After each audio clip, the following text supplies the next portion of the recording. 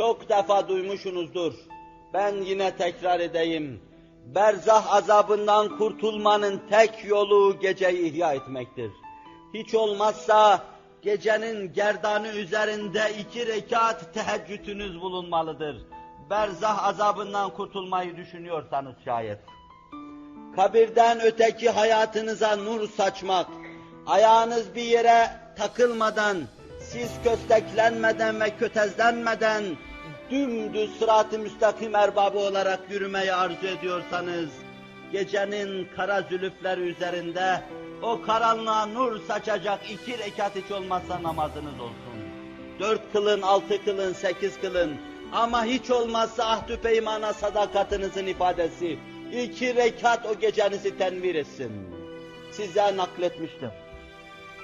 İbni Ömer diyor ki, Resul-i Ekrem aleyhissalatu vesselamın yanına herkes gelir ve rüya anlatırdı.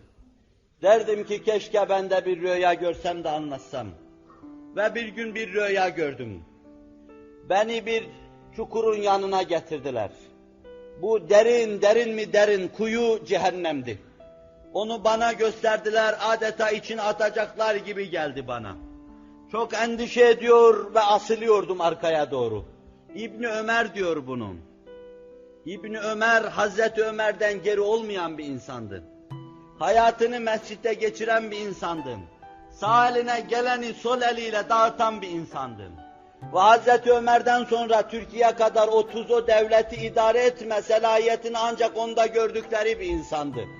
Hatta kısmen Hazreti Osman ve Hazreti Ali'nin üstünde müteala ettikleri bir insandı. Diyor ki beni götürüyorlardı o çukura doğru.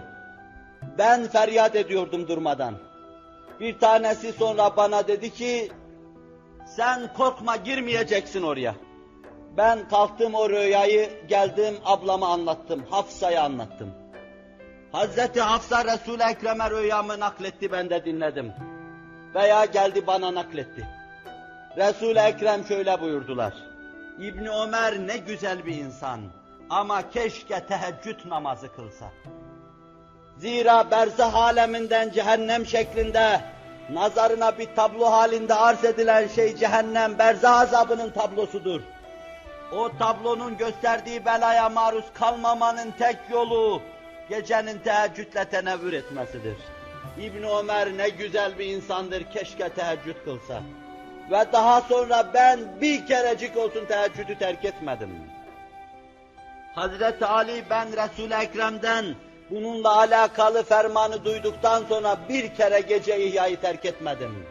Karşısındaki yardımcısı soruyor, Sıffeyn gecesinde de terk etmedin mi? Yani şu dahili münakaşanın, vuruşmanın, harbin, dahili cidalin seni çok meşgul etti, için ağlattı, mümin kardeşlerinle karşı karşıya geldiğin o gecede terk etmedin mi? O gecede terk etmedim diyor.